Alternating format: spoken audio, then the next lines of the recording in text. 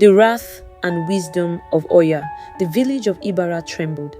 The sky turned black as storm clouds gathered. The river swelled beyond its banks. Farmers ran to secure their livestock. Children clung to their mothers. The people whispered in fear, Oya is angry. But why? A lone woman stood by the riverbank, her white wrapper soaked. She was old, yet her presence commanded respect. Listen to me, she shouted over the roaring wind. The storm is not without reason. Someone in this village has broken the sacred oath. A week earlier, the market in Ibarra was bustling with traders and buyers. Oba, the wealthiest merchant, was known for his greed. He had taken farmlands that did not belong to him. He bribed the chiefs, silenced the elders, and made the farmers his slaves. The gods do not see everything, he laughed, counting his gold. But the gods did see. And Oya, the fierce guardian of justice, saw more than anyone. She watched as Oba took what belonged to the people. She felt their cries in the wind, their pain in the rivers, and she decided justice must come. At the village square, the elders sat in a circle, debating the strange weather. An old priest, Baba Ayava, stood up. The storm is not ordinary, he declared. Oya speaks through the wind. She calls for justice. Some villagers nodded. Others, afraid of Oba's power, kept silent. What can we do? A farmer asked.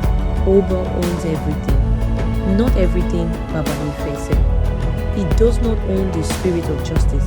We must act before Oya does, or her wrath will be unstoppable. The storm intensified. Trees fell. The river burst its banks. The people of Ibarra gathered at Oba's grand compound. Return what you have stolen, they demanded. Oba laughed. I owe you nothing. The gods have no power over me. But at that moment, the sky split open with a deafening thunderclap.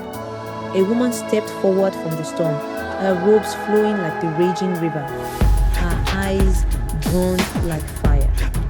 It was Oya, Oba of Ibarra. Her voice echoed through the storm. You have taken from the poor.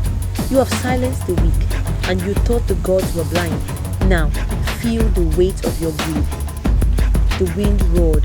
Oba's house trembled.